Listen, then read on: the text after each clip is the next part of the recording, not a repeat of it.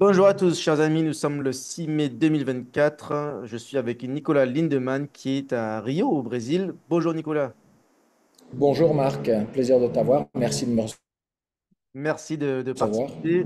Bon, aujourd'hui, tu es au Brésil. Est-ce que tu peux te présenter, nous dire ce que tu fais au Brésil? Donc, tu y habites depuis combien de temps? Qu'est-ce qui t'y amène? D'accord. Moi j'habite le Brésil depuis que mes parents sont venus s'y installer en 1978. Donc gamin, j'ai fait le lycée français à Rio. Je suis rentré en France faire la prépa, j'ai fait des études d'agronomie et j'ai travaillé dans l'agriculture toute ma vie. J'ai travaillé 10 ans dans le trading, on va dire, 10 ans dans la finance agricole, enfin finance agricole et non agricole d'ailleurs. Et depuis maintenant 15 ans, je suis devenu un spécialiste des intrants que le commun des mortels appellerait biologiques, que j'appelle moi équilibrés, pour essayer de faire une meilleure agriculture et de réduire les résidus. Voilà. Donc, je suis devenu un spécialiste et je suis revenu m'installer au Brésil en 2021, donc ça fait maintenant 3 ans. D'accord. Et avant d'être au Brésil, tu as été dans plusieurs pays. J'ai vécu dans plusieurs pays, j'ai vécu en Afrique, en Tanzanie, j'ai vécu au Portugal, j'ai vécu en Espagne, en France. Et mon dernier poste, c'était en Espagne, où j'étais patron d'une boîte qui est devenue, dirais-je, une des spécialistes de ce monde pendant 10 ans. Donc j'ai vécu à Madrid, qui est une ville merveilleuse. Merveilleuse. D'accord. Donc, Brésil, bon, expatrié. Comment est la vie là-bas? Alors, la vie au Brésil, d'abord, il y a plusieurs vies. Moi, je fais partie de ces gens qui ont beaucoup de chance de vivre dans des conditions très confortables, très agréables. Mais la vie, dès que tu descends dans la rue, entre guillemets, ce qui est, dirais-je, le commun des mortels, dont je fais partie, il y a beaucoup de violence, beaucoup de risques, une impunité absolue et totale pour les malfrats, et ce qui fait que tu peux mourir dans la rue comme ça, parce que tu n'as pas donné ton portable. Donc faire très attention. Et aujourd'hui, la préoccupation d'une maman, c'est pas de savoir si sa voiture consomme de l'essence ou pas, mais c'est de savoir si le gamin va rentrer de l'école vivant. Ah, tant que Donc, ça. ouais, c'est ça. Donc c'est une vraie réalité laquelle il faut composer. C'est pas facile. Et malheureusement, la justice est inopérante. C'est d'ailleurs un souhait politique, je pense, aujourd'hui de la gauche brésilienne. Et c'est un vrai problème technique de la police qui est sous-staffée, en fait. D'accord. Et ça, même dans les grandes villes, à Rio, dans le centre-ville? Absolument. Surtout dans les grandes villes. Moi, je travaille dans l'agriculture, donc dès que tu es dans l'intérieur, par exemple, tu peux rester en terrasse tranquillement. Tu vas dans l'intérieur du Brésil, dans le Mato Grosso, tu peux pratiquement laisser ta voiture allumée, ouverte, il ne va pas se passer grand-chose. À Rio, on a tous des vieux téléphones qu'on emmène dans la rue sur lesquels il n'y a pas nos comptes bancaires pour pouvoir se faire voler le téléphone. Ah, si on nous raquette, on donne le faux téléphone, en fait. Celui que... Voilà, on donne un téléphone qui sert à téléphoner, quoi. C'est plus c'est un iPhone de base, quoi. Donc moi, j'ai un Ah vieil ouais. iPhone 7 et j'ai un iPhone 2018 tout neuf pour les autres choses, quoi. D'accord, mais Voilà. ça, même dans les lieux touristiques à Rio, tu vois, moi j'ai envie d'aller à Rio, je veux voir le carnaval de Rio, etc. Je vais pas, je risque pas de mourir quand même. Si? Non, alors dans les lieux touristiques, au pain de sucre par exemple, ben, si tu te fais livrer par le taxi devant l'entrée du truc et que tu vas te balader dedans, il n'y aura pas trop de problème. Grands Si hôtels, tu grands centres commences à marcher, commerciaux. voilà, tu commences à marcher un petit peu à l'aveuglette et surtout avec une tête de touriste. Alors au Brésil, tout le monde ressemble à un Brésilien parce qu'il y a toutes les couleurs et toutes les formes. Mais l'attitude en dit beaucoup et là, il peut se passer des choses. Alors c'est souvent du petit vol, hein, plus que de la violence, on va dire, pour la violence. Il y a pas de violence pour la violence, c'est violence pour le vol. Mais qui peut, un gamin de 13 ans qui arrive avec un revolver et qui dit donne-moi ta monnaie. Ah. Donc voilà. Donc, mais alors le Brésil, c'est quand même assez, par rapport à la France, enfin la France par rapport au Brésil, c'est safe en fait. Il y a pas d'insécurité. Alors, la France est plus safe, il n'y a pas de doute, hein, il n'y a pas de doute parce qu'il n'y a pas tous ces vols. Mais dans Paris aujourd'hui, je ne me sens pas vraiment plus à l'aise que dans Rio. Euh, Après, je connais les codes dans Rio, je les connais moins dans Paris. Ça fait 25 ans ou 30 ans que je n'ai pas habité Paris.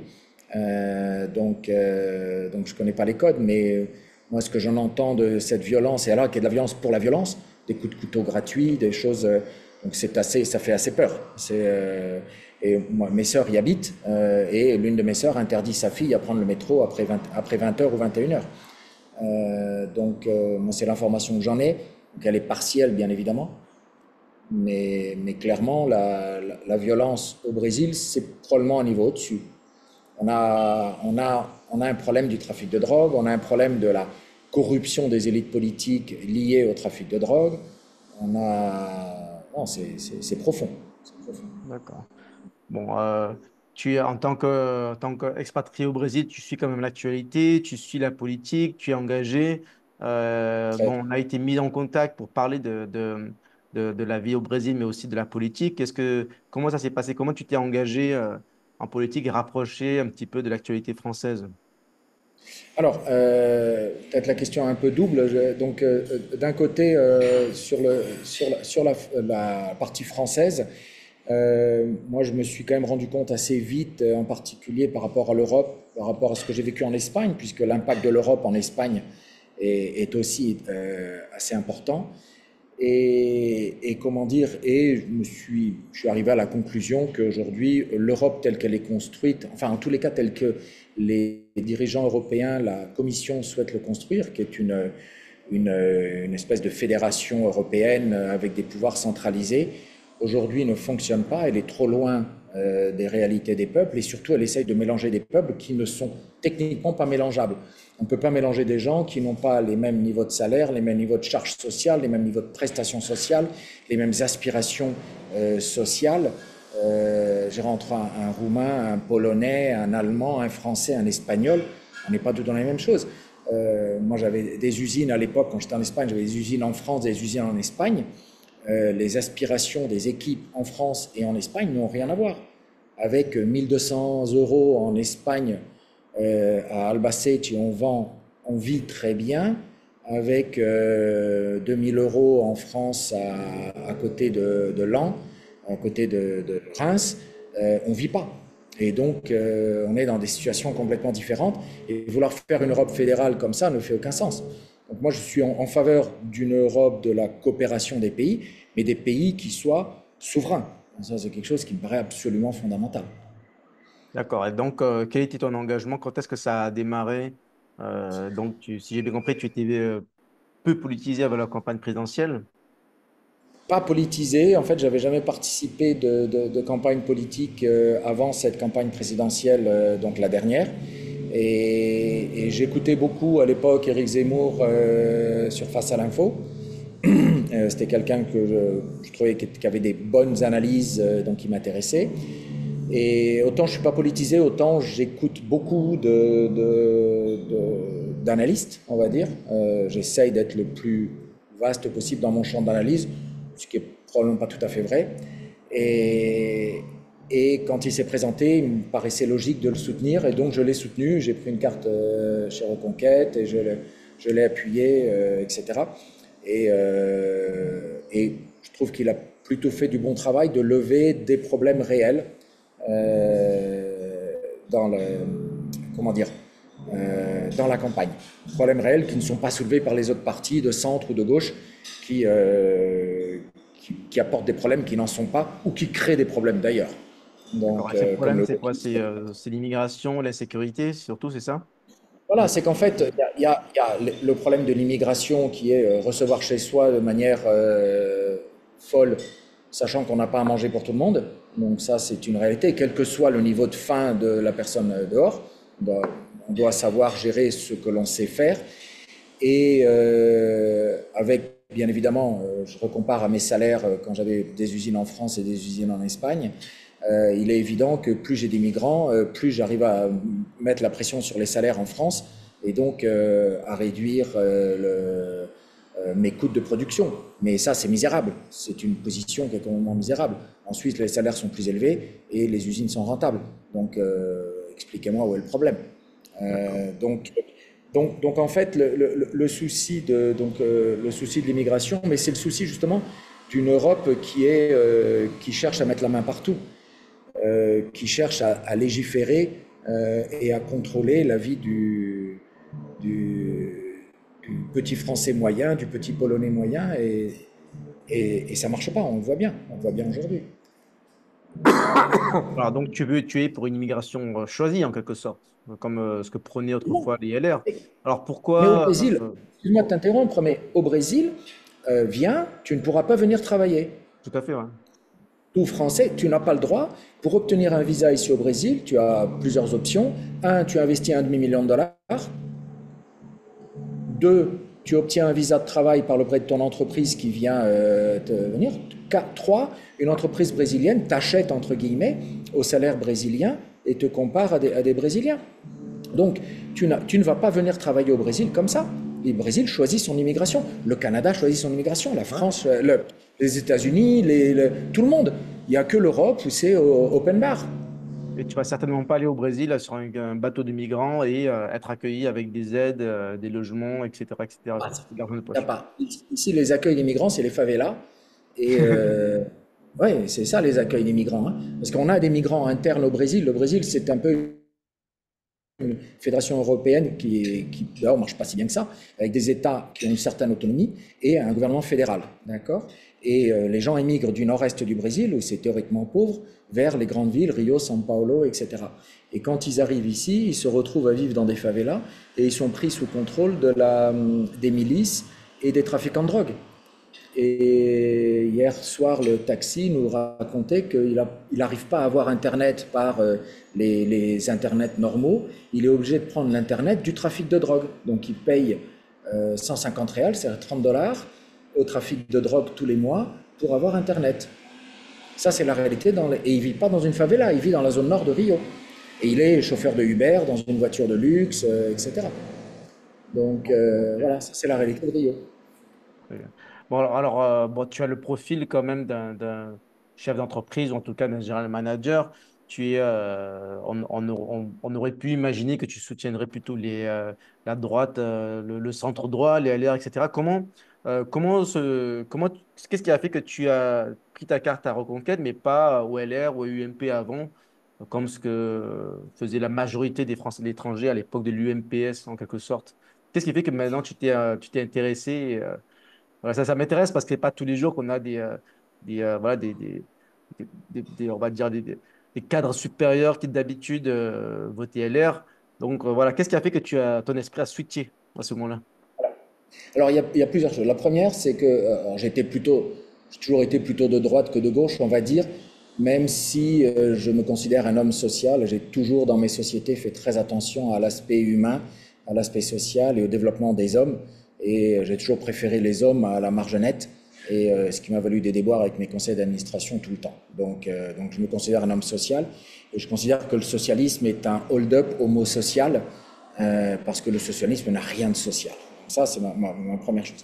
La deuxième, c'est que maman était déléguée des Français de l'étranger pendant 30 ans ici au Brésil, qu'elle a voulu prendre sa carte, elle a voulu se présenter comme députée en 2012 pour la France, comment dire, pour être députée des Français de l'étranger. Et elle a voulu être à droite, elle a voulu prendre, comment dire, sa carte à l'UMP, et ils ont préféré mettre un parachuté qui arrivait de nulle part, et donc elle s'est présentée en son nom, et ces gens-là ont hacké son site. Quand je dis ces gens-là, c'est Non, l'UMP. Si, on les a condamnés, on a obtenu condamnation contre l'UMP. incroyable. Ouais, enfin, LR déjà à l'époque, on a gagné 1 euro symbolique, c'était notre demande. Et comme le site était hébergé sur le même serveur que l'hôtel que mes parents ont au Brésil, on a perdu le site de l'hôtel au passage. Ils ont traité ma maman de pute. Donc, enfin, c'était quelque chose d'absolument faramineux. Donc, j'ai un respect absolument limité pour ces gens-là. Et j'ai eu la chance de faire ma coopération. Alors, je remonte en 1991. J'ai fait ma copée à l'ambassade de France à Brasilia. Et j'étais très fier de gérer le budget de l'agriculture, de la coopération agricole avec le Brésil, qui était de l'ordre à l'époque de 3 ou 4 millions d'euros. J'étais tout fier, j'avais 25 ans. Et le directeur de la coopération scientifique, dont je tairai le nom, mort de rire en me disant: mais t'es vraiment un imbécile, Nicolas. Est-ce que tu te rends compte que toute la coopération scientifique et technique de l'Amérique latine est inférieure à la coopération scientifique et technique avec le Togo? Hmm. Je dis, mais c'est bizarre ça quand même, que le Togo gagne plus, enfin, il y a plus de coopération avec le Togo qu'avec l'Amérique latine. Pourquoi c'est comme ça? Il me dit, c'est simple, parce que le Togo, c'est un dictateur corrompu qui renvoie l'argent à l'UMPS. Donc, le respect que j'ai pour ces gens-là est quand même relativement moyen. Donc, donc aujourd'hui, j'ai jamais pris une défense de cela. Et je trouvais que LR, excuse-moi, Reconquête apportait une lecture fraîche, profonde. Eric Zemmour est une personne qui a une capacité d'analyse qui est brillante, et donc il apportait une vraie analyse, une vraie compréhension. Donc c'est pour ça que je l'ai soutenu. Quand je vois Marion Maréchal aujourd'hui, je pense qu'elle a une vraie analyse aussi. J'ai écouté ses dernières interviews un peu longues, par exemple sur Thinkerview. Il y a de la substance. Moi, je suis assez épaté par cette jeune femme, et par ce qu'elle arrive à faire. Donc oui, j'ai soutenu. Donc ça me paraissait assez logique en fait. Voilà. Ok, très bien. Alors, engagement pour Éric Zemmour pour les présidentielles, pour les législatives, et ensuite, maintenant, tu en es où? Alors maintenant, j'en suis que j'ai pas renouvelé ma carte parce que je trouve que Éric Zemmour, à mon avis, il a raté un élément important dans la partie financière. Je crois qu'il a un défaut, c'est la partie de l'analyse financière. Et en particulier, j'aime beaucoup Charles Gave, que tu connais probablement. Bien sûr, oui. Et, et l'analyse de Charles Gave sur les effets délétères de la manière dont la Banque Centrale Européenne gère les affaires et comment on va dans le mur avec l'euro. Et je pense que Zemmour ne prend pas la conscience de ça complètement et qu'il essaye d'intégrer sa vision, dirais-je, un peu plus souverainiste de la France, mais dans un cadre européen. Or, il faut revenir à la base, le traité de Lisbonne, c'est un hold-up, un choix démocratique. Donc on doit revenir à prééminence des lois françaises, du Parlement français sur les lois européennes. On n'a pas accepté cette domination de l'Europe. Et de ce côté-là, je pense que Zemmour est moins bon. Il est Donc, moins tu bon. trouves Donc qu'il c'est n'est pour pas ça que assez je ferme l'ai... sur les positions européennes, il est trop europhile. Donc, Trop europhile. En plus, dans Europhile, on a souvent ce ah oui, mais tu voudrais qu'à ce moment-là, l'Europe se démembre, etc. C'est pas du tout ce que je veux dire. Je pense que le continent européen, l'Europe, et j'inclurai même la Russie là-dedans, on est des peuples de même logique, dirais-je, judéo-chrétienne, des bases fondamentales. On sait ce que c'est que le travail, on sait ce que c'est que l'effort, on sait ce que c'est que la famille, on sait ce que c'est que d'aller mourir pour les siens pendant les guerres, etc. On a su en tout cas. Et donc je suis pour une Europe, une Union européenne, mais une union de pays souverains. Et là, je trouve qu'il n'est pas assez ferme. Il a tendance un peu à glisser de temps en temps. Et je trouve que certains, comme que ce soit Asselineau, qui a une très bonne analyse, ou Dupont-Aignan, sont plus fermes. Plus fermes. donc, pour Et ces européennes, tu te diriges vers quel vote? Est-ce que tu sais déjà pour qui tu vas voter? je ne sais pas encore. Je t'avoue que je suis encore dans la réflexion. Dans la réflexion. Tu as parlé d'Asselineau, tu as parlé de Dupont-Aignan, il y a qui d'autre? Philippot peut-être? Qu'est-ce que tu en Oui, penses? Philippot, voilà, en fait, c'est ces gens-là. Et, et je pense que, je répète, j'aime beaucoup Marion Maréchal qui fait un super travail de fond. Euh, on ne crée pas l'ICEP impunément, je veux dire, c'est quelqu'un de qualité, il n'y a pas y a pas de doute. Donc, euh, donc oui, je, j'aime- je sais pas encore. Je sais pas Donc encore. tu hésites, donc ce serait entre une des listes souverainistes et peut-être bon, le choix par défaut Marion Maréchal, mais tu n'es pas certain à cause des positions sur l'Europe, c'est ça? Ouais. Est-ce qu'il y a d'autres raisons que l'Union européenne qui te font hésiter? Est-ce que tu es, pour le reste, tu es d'accord sur le sujet régalien, les sujets économiques, les sujets divers? Plutôt, je pense que en particulier, je pense à la crise des agriculteurs que j'ai suivie d'assez près, puisque je travaille dedans, donc j'ai Hmm. des clients, des amis qui sont dans l'agriculture en France et dans le monde entier. Et comment dire, et aujourd'hui, on a complètement oublié que si on ne mange pas, c'est la révolution en 5 minutes. Et, euh, et donc, tous les pays font très attention à ça. Tu vis à Hong Kong, tu sais très bien que la Chine ne prend aucun risque sur l'approvisionnement en soja, parce que sinon, c'est la révolution en Chine. Donc, c'est 30 millions de tonnes d'importation de soja, c'est 1000 bateaux par jour, par an, pardon. Donc, c'est-à-dire c'est 3 bateaux par jour. C'est pas une blague. La souveraineté alimentaire. Et on détruit ça en France parce que tout ça, c'est des cutéreux qui n'ont pas leur voix à Paris. Et c'est complètement inacceptable. Et aujourd'hui, la plupart des listes sont des listes qui... Dire, pour parler d'un cas que je connais, moi j'ai défendu un produit agricole pour améliorer l'agriculture en France, en Europe de manière générale. J'étais à partir de l'Espagne. Et à la Commission européenne, je me suis trouvé face à des fous qui prennent des décisions complètement sans base scientifique, qui ont donc interdit le produit en Europe, mais qui ont, la semaine suivante ou le mois après, donné l'autorisation d'importation des amandes américaines produites avec le même produit. Et donc, je me pose la question, oui, mais pourquoi ça? Ah oui, mais c'est que le lobbyiste des Américains, c'était Al Gore. Et toi, tu fais pas le poids face à Al Gore. C'est vrai. C'est vrai que j'ai pas la qualité d'Al Gore.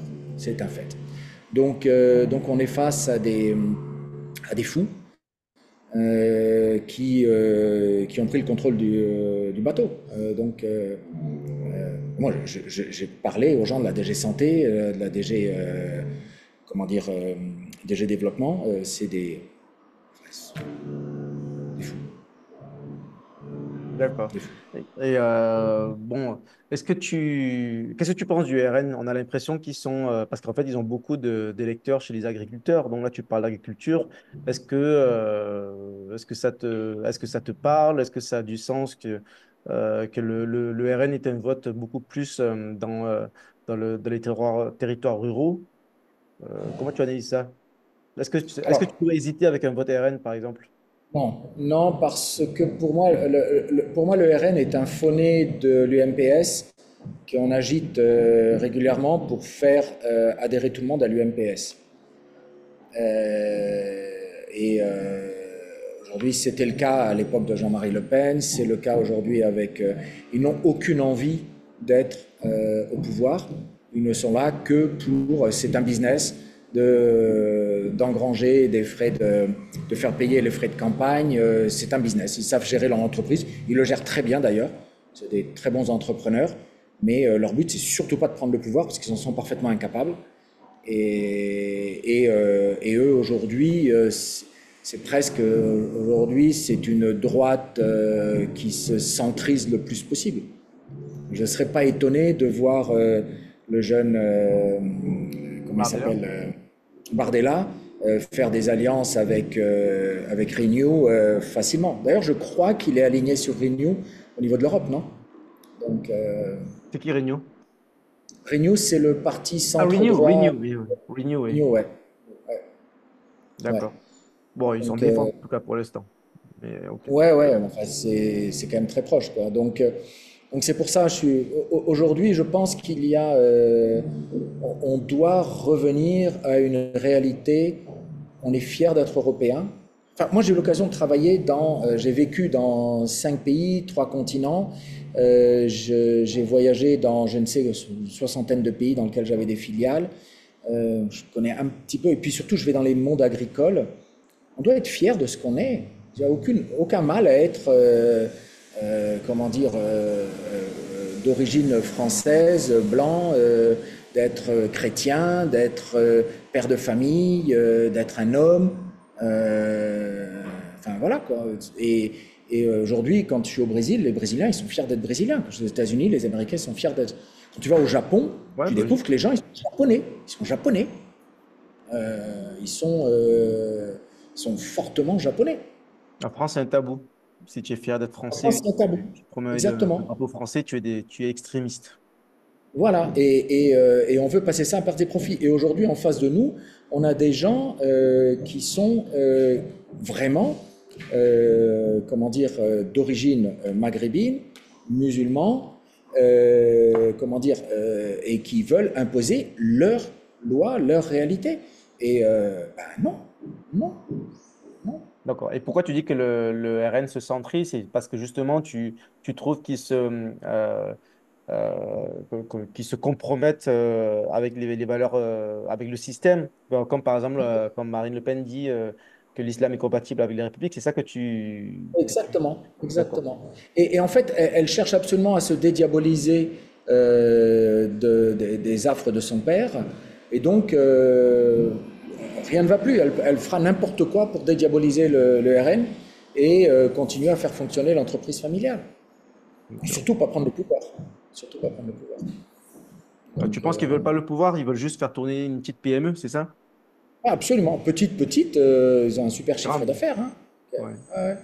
Je ne sais plus quel est le budget du système, mais c'est en plusieurs millions d'euros. Hein. C'est Ouais. en Et dizaines de millions d'euros.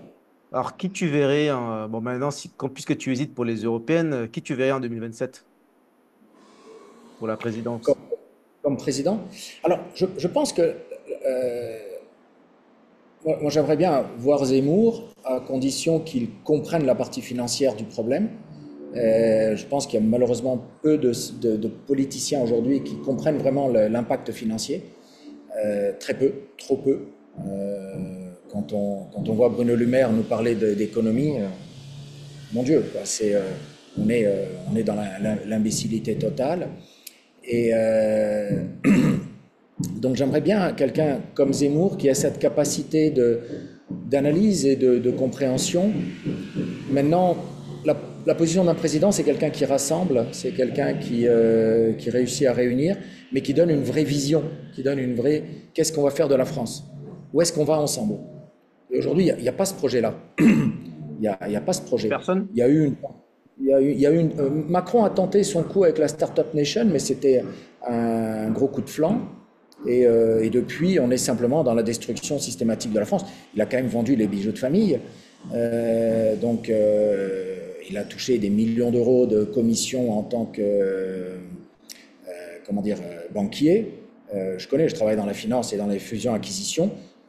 C'est pas 500 000 euros de patrimoine dont tu sors à la sortie. Hein, c'est pas ça. Je connais les chiffres.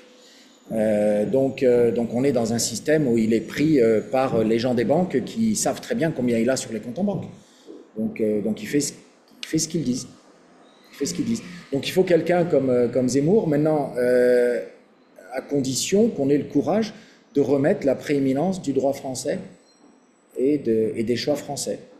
Revenir à annuler le traité de Lisbonne, tout simplement. Le traité de Lisbonne. Qui d'ailleurs, j'ai lu une information débile, je ne suis pas sûr qu'elle est vraie, comme quoi il n'aurait jamais été vraiment signé. J'ai, Je ne pense pas quand et même. que Je sais pas qui a et dit ça.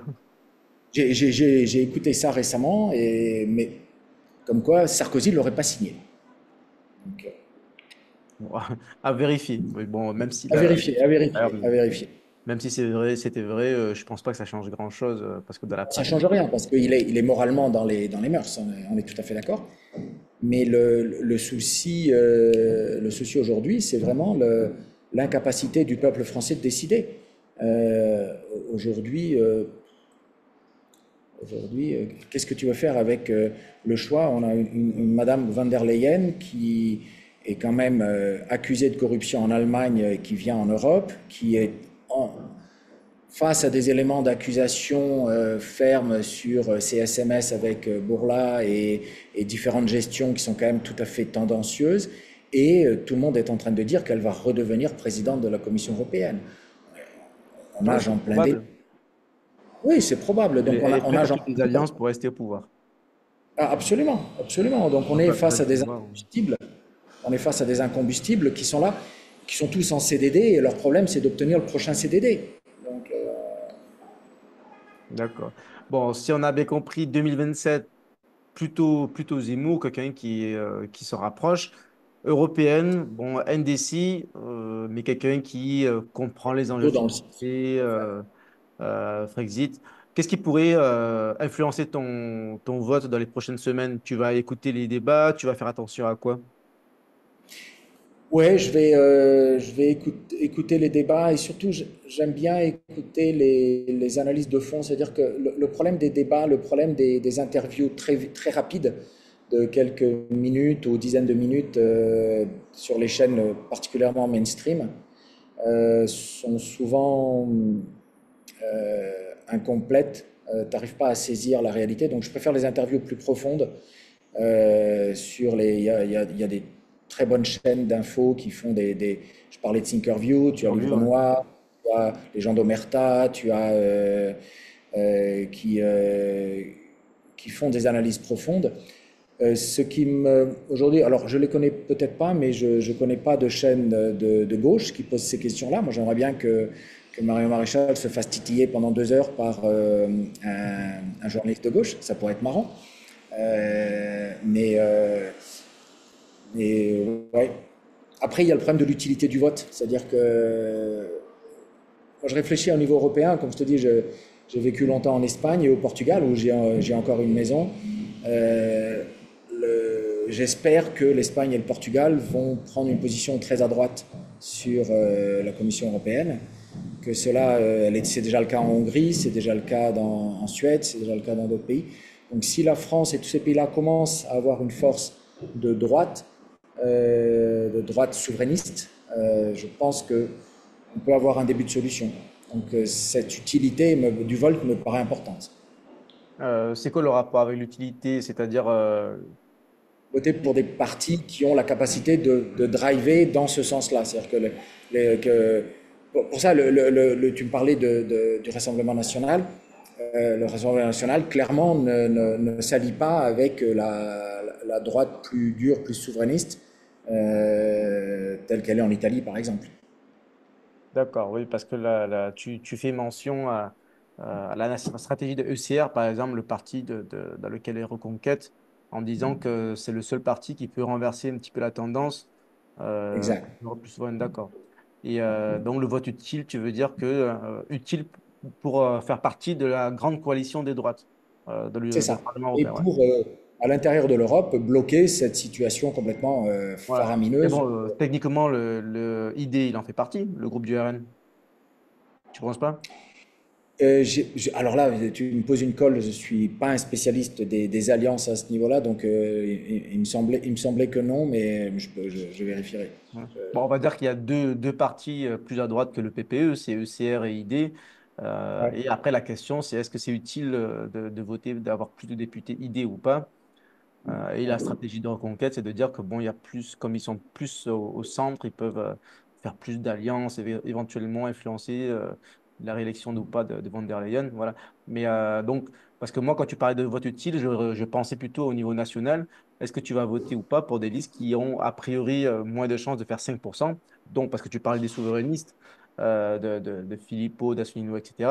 Donc, c'est pas de ça dont tu parles, le vote utile, ou ça aussi, c'est un petit peu Non, une non, parce question que de vote utile? c'est une élection européenne et moi, ma vision, je me trompe peut-être, c'est de viser à ce que l'Europe ressemble plus à ce que les Européens souhaitent, enfin le Parlement européen, puisqu'il existe aujourd'hui et qu'il faut faire avec, qui ressemble plus à ce que les Européens, enfin à ce que moi j'aimerais en tant qu'Européen que ça représente. Donc c'est pour ça que je réfléchis pas tellement à la force de Filippo, Asselineau et Dupont-Aignan. Et d'ailleurs, j'ai une critique à ces trois personnages-là, et peut-être à Zemmour au passage, c'est que je ne comprends pas pourquoi ils ne sont pas ensemble sur une seule liste. Ils sont chacun en train de tirer de leur côté et ça me paraît, s'ils étaient capables de s'allier et de devenir, là ils deviendraient un vrai parti Mhm. politique. Le problème de la politique, c'est que tu dois satisfaire les Troyens et les Romains. Hein. C'est pas facile. Hein. Et ça, moi, je sais pas faire. Moi, je Bah, suis chef d'entreprise. c'est la politique, il y a des questions d'ego. Tout le monde veut être le chef. Voilà, exactement, exactement. Ah, voilà, mais en tout cas, est-ce que c'est utile de voter pour les listes souverainistes pour les européennes, les listes françaises, c'est-à-dire Philippot, Asselineau, euh, parce que tu sais que Oui, s'ils font pas 5%, ils n'ont pas d'élu. Donc pour toi, c'est quand même un vote de conviction. Il faut voter pour celui en oui, tout. oui, c'est la question dans laquelle je suis. C'est quel est le. Ouais, tout à fait. C'est exactement là, il faut que je tranche. Ouais. Il faut que Ok, je fasse bon, un ben, choix. on va suivre. Il faudrait peut-être qu'on en reparle début juin pour voir si tu as changé d'avis et pourquoi. Ce serait Ouais, intéressant. tout à Ok. fait, tout à fait. Bon, au-delà des européennes, des présidentielles, c'est quoi ton état d'esprit? Est-ce que tu veux rester au Brésil? Est-ce que tu veux rentrer en France? C'est quoi la suite? Moi, je suis revenu au Brésil enfin, comme je te disais, mes parents émigraient ici il y a 40 ans et j'y suis bien et je compte y rester. J'y investis. Aujourd'hui, je suis très embêté parce que le Lula c'est clairement un truand, menteur, qui veut faire une alliance avec les dictateurs de Cuba et du Venezuela et qui les finance d'ailleurs. Donc on est dans une situation très grave. On a un problème de gouvernance politique très embêtant avec comment elle s'appelle, la Cour suprême brésilienne, qui se prend pour un modérateur du pouvoir exécutif, pour ne pas dire un pouvoir exécutif à part entière. Et on a un problème de censure. On est aujourd'hui pas loin d'une censure politique, dirais-je, qui vaut les régimes de l'URSS. Donc on est dans une situation très délicate. Ça a été dénoncé d'ailleurs récemment par Elon Musk et par Michael Schellenberger aux États-Unis. Ça commence à sortir en France, mais la France est tellement contente devant un Lula démocrate. Or, il prouve que c'est pas un démocrate. Donc je suis très embêté. Je ne sais pas ce qui va se passer dans les prochaines années au Brésil, mais pour l'instant, moi, mon objectif, c'est d'y rester. Je ne compte pas revenir en France. Et pour être tout à fait honnête, je n'ai pas envie de rentrer en France aujourd'hui dans la situation actuelle des choses. Je vois le pays qui perd ses valeurs, qui perd son humanité. Les écoles sont de moins en moins bonnes. La qualité des lycées, des universités. Moi, j'ai fait une grande école en France. Aujourd'hui, les grandes écoles, quand je recrute par rapport à des écoles, des universités européennes ou américaines ou chinoises ou à Hong Kong, bah, ils n'ont plus le niveau, les gars. Donc, et ça, pour moi, c'est 30 ans de destruction misérable. Déjà, quand moi j'ai sorti avec mon diplôme, je voulais bosser aux États-Unis et j'étais tout fier de mon bac plus 5 et ils m'ont dit maintenant tu as un bac plus 4 ici parce qu'on ne considère pas que c'est un bac plus 5. Et en 1990, hein, donc voilà, voilà. Donc moi j'ai pas envie de rentrer en France. Le pays enfin, je vois pas où ça va quoi. Je suis triste. Bon, en même temps, tu n'habites pas à New York ou à Hong Kong, tu habites au Brésil, donc on a l'impression, en fait, est-ce que tu es en train de dire que même si la situation de la France est meilleure que le Brésil, tu préfères être un expat au Brésil parce que la situation d'expat au Brésil, elle est meilleure qu'en France. C'est ça que de vivre en France. Alors sûrement, tu as parfaitement raison. Moi, je ne vis pas la vie du Brésilien moyen, Et c'est bien voilà, donc, évident. Mais surtout, dans ce que tu viens de dire, il y a un élément important, c'est que ici, en tous les cas pour l'instant, je peux être un vrai entrepreneur. On ne vient pas m'emmerder avec des lois, excusez-moi du terme, avec des lois françaises et des impôts. Moi, j'ai créé des sociétés en France, j'ai créé des sociétés au Brésil. Ici, il faut 48 heures et je ne paye des impôts qu'à partir du moment où je commence à facturer. En France, les URSSAF commencent à venir me voir dès le premier jour. D'accord. Et je ne parle pas des lois européennes sur l'agriculture ou le produit bidule, le machin, le truc, etc. Alors là, les réglementations sont complètement délirantes. D'accord. Et donc, aujourd'hui, ici, je peux entreprendre. Ici, je peux créer des emplois. Ici, je peux faire du social tel que moi je sais le faire. C'est-à-dire créer des emplois, faire en sorte que les gens soient heureux dans leur travail et m'occuper d'eux. En France, je ne peux pas. le, En France, je peux pas. Le Brésil, c'est plus business friendly, c'est plus facile de créer une entreprise, il y a moins d'impôts, etc. Parce que c'est pas l'impression qu'on a tout de suite. Moi, je ne le Oui, vois pas si. comme ça. D'accord. Au Brésil aujourd'hui, tu connais en France le système de l'auto-entrepreneur, dans Mhm. lequel donc, tu t'installes comme Oui. auto-entrepreneur et puis tu factures et tu payes un pourcentage sur tes impôts. D'accord. Je me souviens plus du pourcentage, mais on parle de l'ordre de 30 à 40% d'impôts, de masse d'impôt total sur ce que tu factures. D'accord. À peu près. Ok. Ici au Brésil, c'est 17. Et la limite, c'est 2 millions de dollars de chiffre d'affaires annuel. 2 millions de dollars de chiffre d'affaires annuel. En France, c'est 150 000 euros. D'accord. Il y a des petits ballons, mais. Oui, Et je sais pas, je crois que tu as quelque chose qui capte automatiquement quand tu fais comme ça ouais, ça fait. doit être ça. Ouais. Ça fait le pouce, Ça ouais. fait pour toi. C'est une configuration de Zoom. Et comment dire, et donc, aujourd'hui, tu crées une entreprise en 48 heures, tu peux facturer jusqu'à 2 millions de dollars, et l'État te prend 17% d'impôts, et le reste, c'est pour toi. Et ensuite, quand tu te verses des dividendes, ils ne sont pas imposés parce que tu as déjà été imposé à la source. Donc, il n'y a pas la double imposition au Brésil. Donc, D'accord. tu peux entreprendre. Tu entreprends, tu peux employer des gens, tu peux les faire travailler, tu peux, etc., etc. Donc les Français qui en ont marre de la situation de la France, ils veulent partir, ils veulent s'expatrier, ils veulent créer leur entreprise, tu leur dis que le Brésil, c'est une bonne option. C'est une bonne option. C'est une Ok. bonne option. Aujourd'hui, quand on ne trouve pas assez de gens de qualité au niveau middle management et top management au Brésil, parce que la croissance, elle est là. Alors, c'est vrai que pour aller, comment dire, livrer du Uber, il y a beaucoup de monde. Mais pour des postes avec des gens de formation, tous les Français qui ont tenté leur aventure ici, ils restent ici. Hmm. Ils restent ici.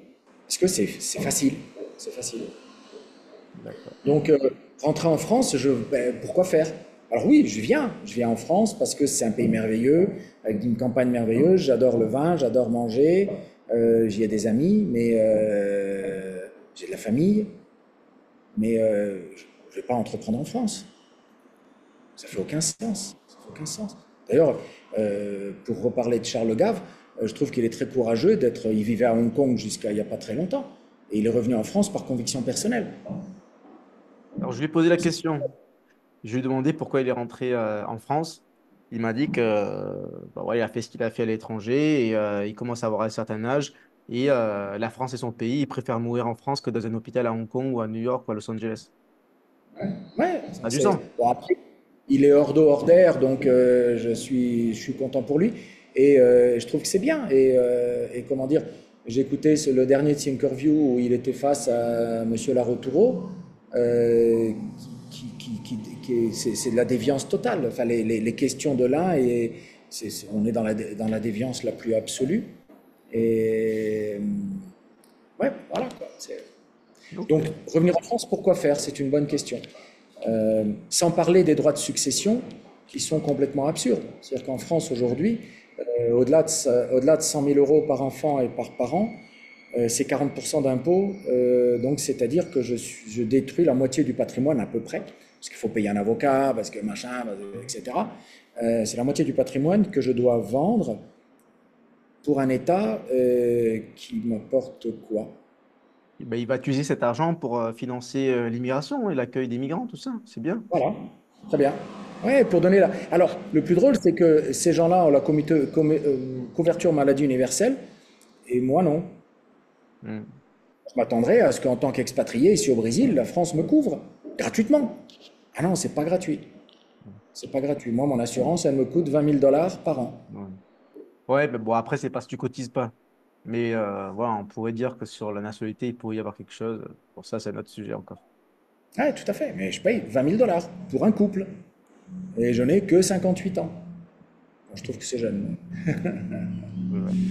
Ouais, ouais. Est-ce que tu te sens patriote à l'étranger? Est-ce que tu es Je me patriote sens français, français? ouais.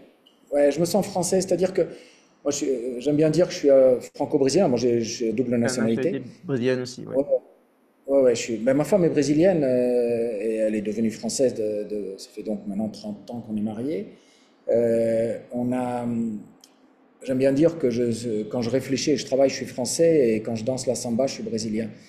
Et c'est un peu ça, je crois que le plaisir de vivre, je le prends à la brésilienne et le travail, je le prends à la française. C'est-à-dire que j'ai énormément de respect pour tout ce que j'ai appris dans l'école française. J'ai fait toute ma carrière dans les lycées français, j'ai fait l'agro à Paris, j'ai fait comment dire, j'ai un profond respect pour toute cette compétence intellectuelle, morale, scientifique française que je trouve géniale. Même dans les modes de gestion français par rapport aux... Moi, j'ai travaillé dans des systèmes américains où là, on presse citron, on n'a aucune valeur morale, on privilégie l'argent au-dessus de tout. En France, on a une certaine attention. Les entrepreneurs français sont des gens bien en général. Il y a toujours des gens de mauvaise qualité, mais c'est des gens bien de manière générale.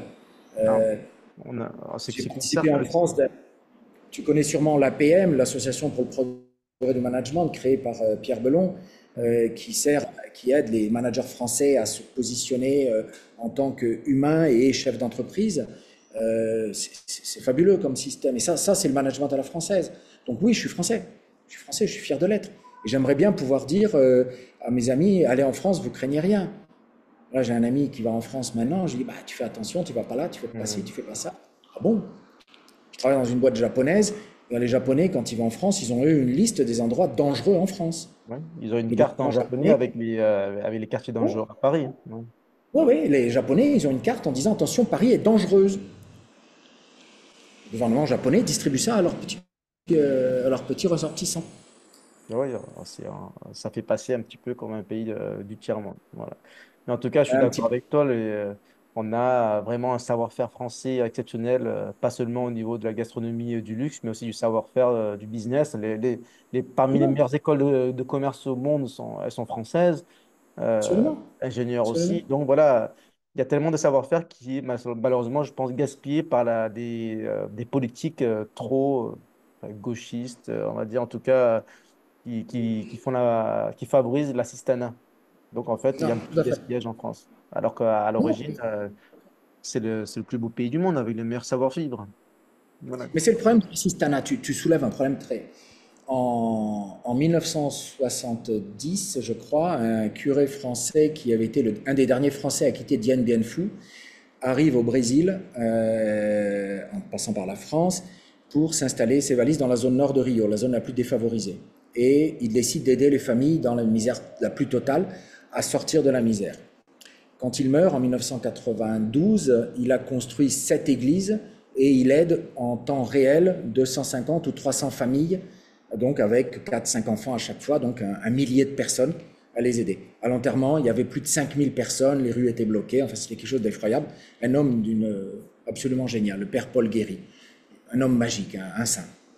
Maman a pris la direction, la présidence de cette association avant qu'il ne meure déjà et pendant jusqu'à sa mort à elle en 2016.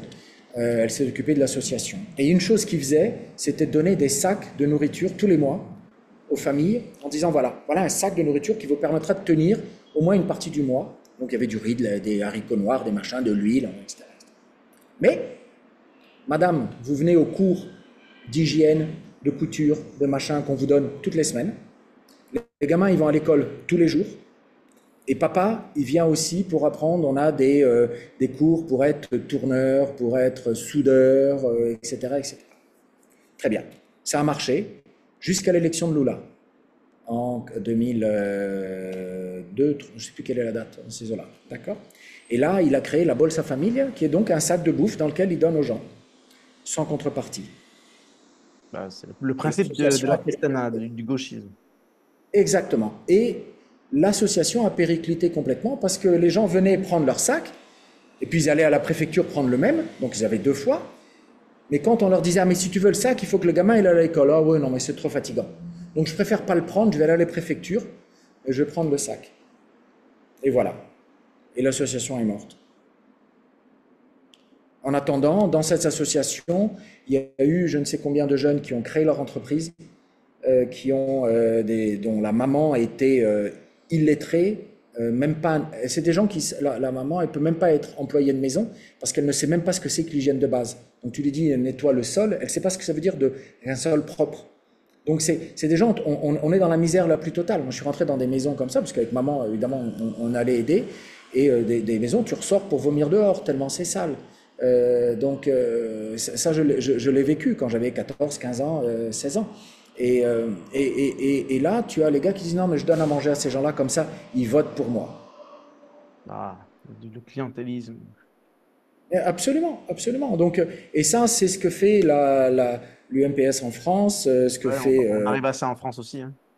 oui, ce que fait Macron, ce que fait tous ces gens-là. Ces gens-là sont enfin, on détruit le premier honneur de l'homme, c'est le travail. C'est le travail, c'est le courage. Euh, Bon, j'ai une petite question au niveau de tes opinions politiques.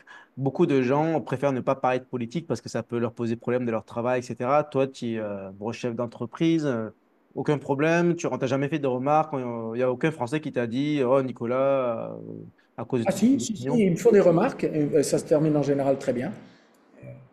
Donc voilà, pas de problème, tu assumes et tu dis, bon voilà, c'est normal, Ah, il moi, faut je suis blanc, père de famille, hétérosexuel, chrétien, catholique, entrepreneur, et j'aime les gens avec qui je travaille, et qu'ils soient de droite ou de gauche. Hmm, Et voilà, là, j'ai aucun très doute bien, là-dessus. super. Et, et je suis pour le port d'armes En et la France? légitimité en France, au Brésil, aux États-Unis, parce que les gouvernements doivent comprendre que le pouvoir, il est au peuple. Il n'est pas au gouvernement. Ça n'est qu'une délégation de pouvoir. Donc, est-ce que tu es un fan de Trump? Je trouve que Trump a fait des choses plutôt pas mal. Je suis comme Bolsonaro, j'ai voté Bolsonaro toutes les fois que j'ai pu. Euh, je pense que les deux personnages ont des choses intéressantes et en particulier ont fait du bien à leur pays, en particulier sur le renouveau économique. Bolsonaro a fait un travail incroyable que Lula est en train de détruire très très vite. On est quand même passé de 34 milliards de bénéfices, enfin de résultats du gouvernement brésilien en 2022, pardon, 2000, oui, à la fin du gouvernement Bolsonaro, à moins 139 milliards en fin 2023 avec Lula. En un an, il a tout cassé. 150 milliards de différence, d'accord, de réal, donc ça fait à peu près 30 milliards de dollars, pour donner un chiffre. Et, et donc, ils ont fait des choses, Trump et Bolsonaro, plutôt positives. Le problème, c'est que les deux sont des gens qui ne savent pas faire de politique au sens de rassembler les gens. On ne peut pas rassembler les gens en aboyant sur les autres. Et Bolsonaro est un imbécile dans la communication. Je crois que c'est vraiment le summum de la mauvaise communication. Je le soutiendrai encore aujourd'hui s'il le fallait. Et Trump, il n'est pas beaucoup mieux. Il s'est un peu amélioré. Je trouve qu'il a un petit peu d'avantage. Mais je suis beaucoup plus pour une analyse plus posée. C'est là où j'aime des vrais analystes, où il y a une compétence intellectuelle d'analyse fine comme Zemmour. Zemmour est brillant, c'est un esprit brillant. Bolsonaro et Trump, Bolsonaro il est quand même capitaine militaire, il n'a pas fait Saint-Cyr le mec, hein, donc Trump c'est un entrepreneur brillant, enfin si il a deux trois casseroles parce que certaines choses sont peut-être un peu plus compliquées, mais on n'est pas face à des analystes fins comme peut-être Zemmour, on n'est pas à ce niveau-là. On n'est pas à ce niveau-là. Donc, tu dis que bon, ils ont globalement les bonnes idées, mais ils ne savent pas forcément parler un langage qui puisse rassembler tout le monde, être policier, etc. Voilà. Mais par contre, c'est un Et, petit peu et- et contradictoire. globalement, et globalement, les bonnes idées, c'est peut-être pas exactement le terme, c'est qu'ils ont des bons concepts et surtout ils ont une bonne opération. Et ce sont des gens pour les opérations qui sont bons. C'est-à-dire Ouais, ils sont qu'ils mettent en place pragmatiques. des choses Ils prennent, logiques, ouais, ouais. pragmatiques. C'est-à-dire que Bolsonaro, il a fait des choses pragmatiques. Aujourd'hui, on va parler de l'Amazonie 2 secondes pour rigoler. Donc il est évident que le monde a dit Bolsonaro brûle l'Amazonie. C'était pas vrai. Et là aujourd'hui, on dit Lula, il a éteint les feux d'Amazonie. C'est pas vrai non plus. Ni l'un ni l'autre ont fait quoi que ce soit. Et je connais bien le problème, puisque l'agriculture en Amazonie, je connais le problème. Et les chiffres, si tu prends les chiffres que ce soit de la NOAA américaine ou tu prends les chiffres officiels de l'IBGE, ni l'un ni l'autre n'ont fait quoi que ce soit. Mais Bolsonaro, lui, il a répondu au problème en disant, mais le problème des Brésiliens aujourd'hui, c'est quoi? C'est ce que je te disais avant, c'est que les gamins, ils doivent rentrer de l'école sans se faire tuer. Ça, c'est le problème des Brésiliens. Mm.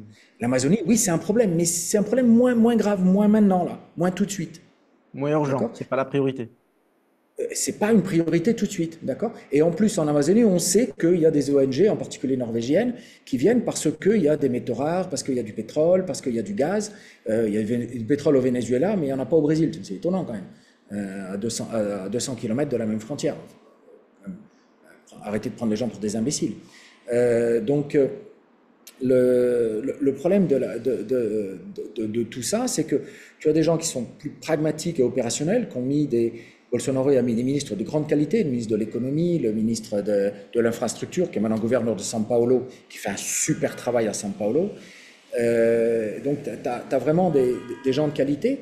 Mais au moment de rassembler, ça n'a pas été possible. Alors, il est vrai que les gens de gauche ne veulent pas être rassemblés.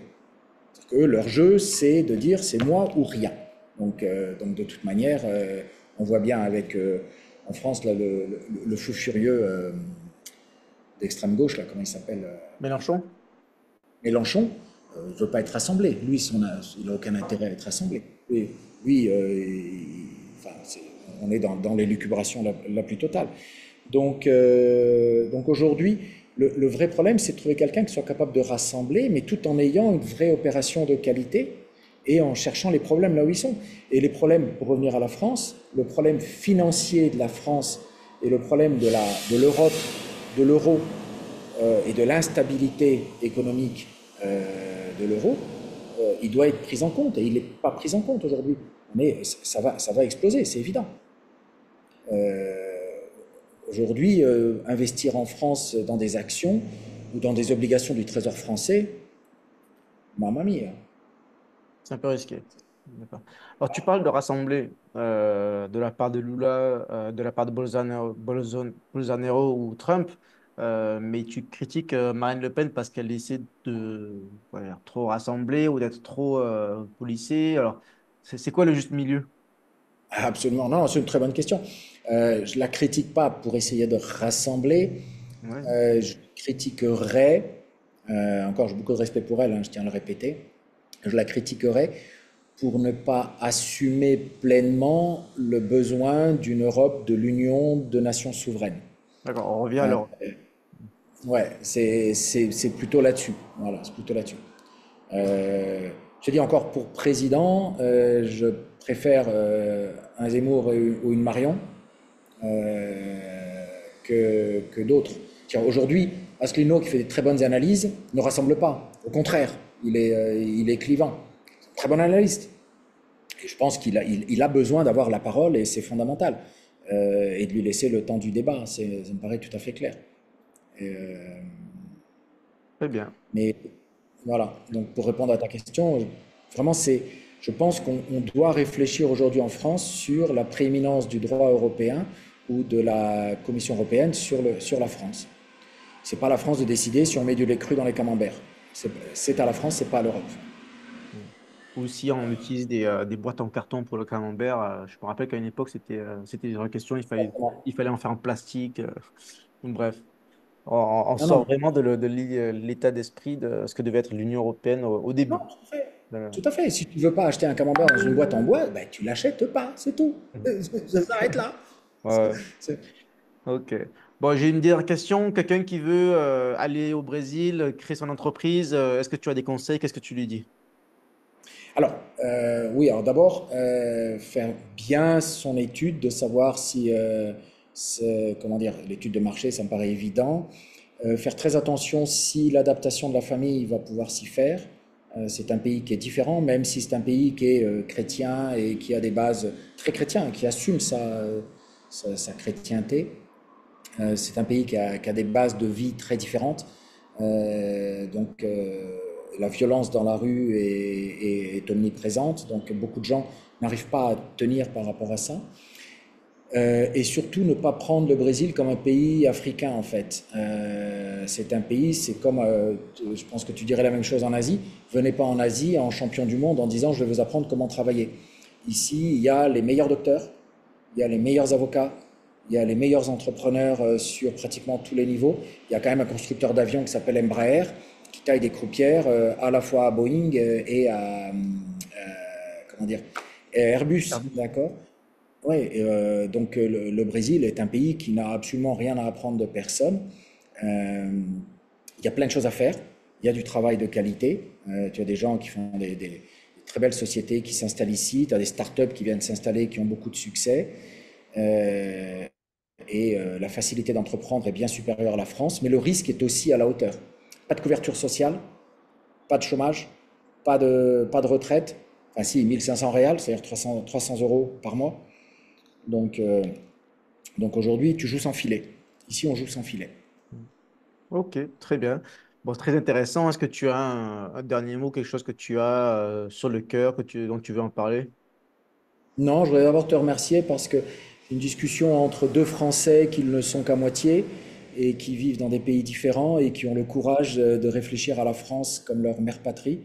Et je trouve ça très émouvant d'avoir cette discussion avec toi et je te remercie. Bah, surtout qu'on est loin, on est de l'autre côté du globe. Ah, Donc, mais Brésil et Hong Kong, diamétralement opposé, comme on ouais. a dit tout à l'heure, c'était, moi, j'aurais peut-être à quoi, on a 11 heures d'écart. C'est quand même pas mal. Ouais. Voilà, J'espère te exactement. voir un jour à Rio parce que j'ai des amis là-bas aussi. Ils font du jiu-jitsu brésilien. Comme je fais des arts Ah, martiaux, ben tu vois. je suis pratiquant de Ah, ben jiu-jitsu voilà. brésilien et j'ai un ami qui me dit, faut que tu viennes me rendre visite à Rio, donc je viendrai un jour.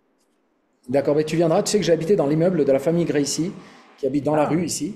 Et ouais, ah, ouais, bah j'ai très bien. connu, j'ai surfé avec Rickson quand Oui, ils font j'étais beaucoup de gamin. surf. Voilà, donc moi j'ai surfé avec lui, il a 4-5 ans de plus que moi. Ah. Et, et comment dire, parce qu'on est 7 frères, je crois, un truc comme ça. Oui, c'est Et, énorme. et comment dire, et moi j'ai fait du karaté toute ma vie, moi. Donc, Tu as essayé le jiu-jitsu brésilien ou pas? je Ou suis plutôt allé une tout fois ou court deux quand dans même. les cours et j'ai vite pris des baffes et je suis rentré. Donc, Bah non, tu prends pas de baffe, tu veux dire c'était difficile. C'est plus une tu finis position. au sol Ouais. avec un bras luxé, voilà. Exactement. Très bien. Bon, bah, en tout cas, à bientôt, j'espère, au Brésil ou ailleurs. À bientôt, merci beaucoup. Au revoir Merci Marc. Nicolas. Bye bye.